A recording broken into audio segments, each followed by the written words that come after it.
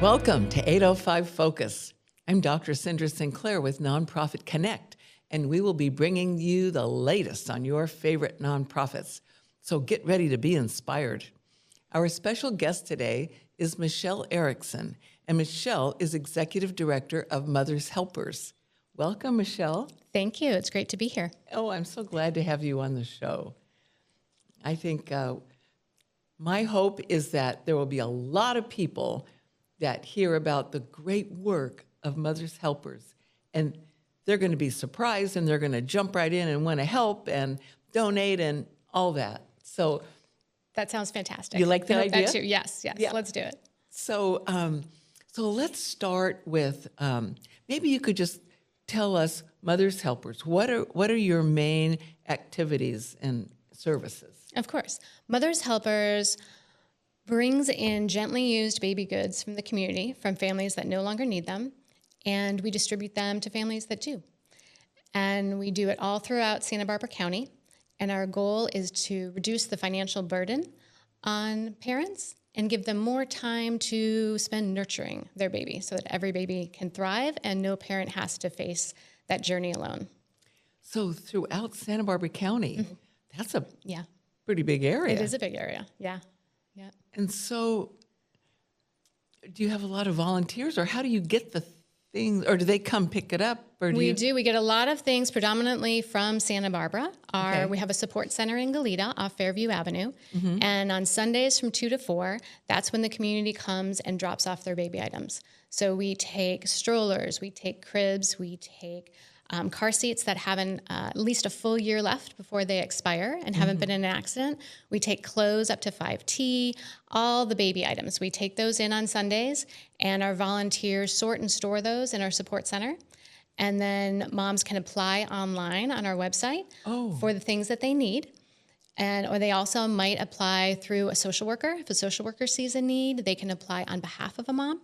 So we work with Cottage Hospital, we work with the Public Health Department, work with Family Service Agency. All those can either refer a mom in or help them out with the application. Wow. So they find out about it probably from some of the folks that you just mentioned, Cottage Exactly. Hospital. They may and all. learn about it in the hospital. They may learn about it from a friend, a relative, and it's really designed for moms that don't have a really strong support network. They didn't get a baby shower. They don't have family handing them down things. And this is where the community steps in and says, we don't know you, but we want our things to go to a good home because we know what you're going through. And we know how hard parenting is, even under the best of circumstances, let alone when you're in financial struggle. That is just wonderful. Gosh, so you use a lot of volunteers then. We do. We love volunteers. We like high schoolers for their service hours. Oh, that's we good. have some great sororities that volunteer with us from UCSB. They've been fantastic. We like stay-at-home moms come in. We have retired folks, empty nesters. Yeah, they can come in during any of our volunteer hours that are on our website. We have some signups directly on the website. You can just say, I'm going to show up Sunday 2 to 4, and we send you a video ahead of time, tells you how to sort and fold, and then you show up and we tell you what to do. Or you can come in during the week. That's when the moms are picking up if you like your little baby fix. You know, if you're really lucky, you get to hold a baby, but that's kind of rare. But you do get to coo at them when they come in. Yeah. Wow, you have got things worked out. Yes.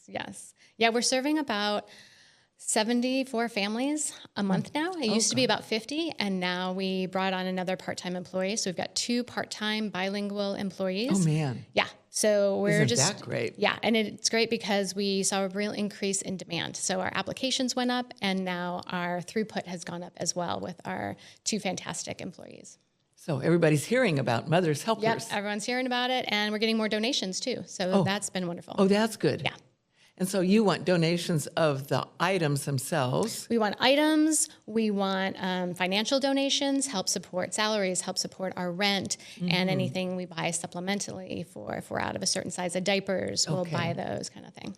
Yeah, and so Mother's Helpers is a 501c3 nonprofit. It is, yes. And so a person could go on your website and hit the Donate Now button and make a tax-deductible financial donation. Yep. Our Donate button will show you all the things we accept in terms of in-kind donations. It'll show you where to mail a check.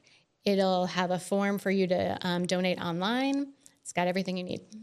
That is great. And then while they're on the website, they can also find out how they can volunteer, Yes. where they would go, and maybe what other items, what typical items that you might welcome. Yes, absolutely. And then every week or every month on our website, we'll put out the things that we're most in need of. Oh, Yeah. Or you can look at our Instagram account for that as well. well, that's good. Yeah. Yeah, so it sounds like the website and your Instagram is pretty active. Yes, we try to keep it very up to date. But we always need strollers. We always need cribs. We always need pack and plays. Those are great items. And these are things that not only parents have, but grandparents have. And yes. they have wonderfully lightly used things oftentimes. They'll have that extra car seat. They have the pack and play. So it's not just for young parents. Well, and if I remember, Mothers Helpers received a Nonprofit of the Year award not too long ago. We did back in 2022, yes, from Monique Limon. Yeah, that was really exciting. That was right after we moved to our Goleta location. Yep. Gosh, and you've been with them for a while. I have, ever since my first baby. It was started by a mom when she had her first baby. I donated an item after my first baby, and I've been with the organization ever since. Oh, gosh. Yeah. And so how many years is that then? That is coming on 12. Yeah. Yeah. Gee whiz, you must really enjoy your work. I do. I started out in the warehouse just cleaning and organizing, and then stepped up into a leadership role back a couple of years ago. And it's been a wild ride.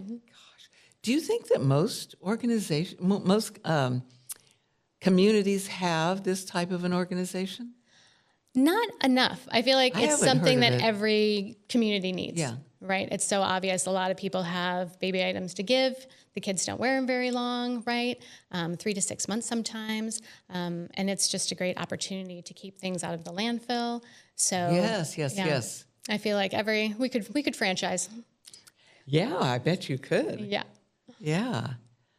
Wow. And so, all righty. So I'm just thinking about all the things a person could donate and how those moms might really need them. I bet you've got a story or two to tell us. Well, I think it's important to know that we help a real range of moms and in a real range of circumstances. We have moms that have left domestic violence situations and left with nothing but their 2 children, and we're able to help them. And we're able to help a mom that maybe is already getting her kids off to college and paying the college tuition and all the rent bills and everything that's coming in, and then their husband loses a job and they have a baby on the way, and oh my, we're there for that too. Surprise. Surprise.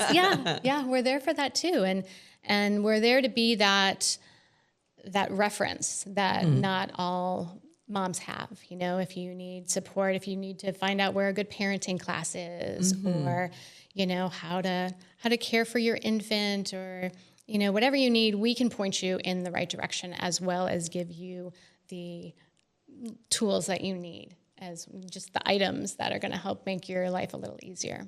Yeah. Wowee. So what do you see for the future for Mothers Helpers? For the future, I think the demand is going to continue to increase. Yeah. And so we've been doing the best we can on our side to scale things so that we have kind of refreshed we've grown up from, Excel spreadsheets into Salesforce and, on QuickBooks and all the things that make the back of the organization run more seamlessly so that we can continue to help more parents. And North County, there's definitely a growing need in North County. So in the future, I would definitely see the next step as being an expansion up there. Oh, that would be great. Yeah. We already serve a lot of families up in that area, but it's a little harder for them to come down. We have a few volunteers that may be able to deliver sometimes, and social workers do a great job of taking goods up to their clients up there in North County. Okay. But having a physical presence there is really what we're going to need in the future. That will be great. Yeah. So sometimes the moms come down to pick things up, and sometimes either social workers or volunteers drive the things there. Yeah, we encourage the moms to come in because then they can talk to us. The employees are moms themselves, so they can get advice. We have a real cute little boutique area in the front of all kind of the little miscellaneous items that people donate, and they can shop that for free when they come. Grab a cute stuffy they like, or some room decor, just something nice in addition to what we've bundled up for them. So just having that support and seeing all the things we have and seeing that abundance, I think it really sets the tone for the mom that they're supported by their community. Yeah. And so there's no charge. There's no charge. No. Gosh, that is so great. Yeah. Support from their community. Yeah. That's a real... And that's what everyone says piece. when they drop off on Sundays. They just say to me, I'm so glad you're here. I'm so glad you're doing this. I'm so glad my things are going to a good home. Yeah. How big is your warehouse? Not big. It's only like 1,000 square feet. Oh, gosh. Yeah. Yeah. Yeah, well... And then we have a separate space for our Christmas program that's usually donated to us by the Tobes group. Oh. Yeah. And so it sounds like you collaborate a lot with different groups and organizations and all, even referring people to parenting classes. Mm-hmm. Yep. So what other collaborations do you have, for example? Well, I think another important opportunity is our Christmas program that we do every year. We take a subset of people that have been served in what we call our Everyday Essentials program, where they, apply for goods online.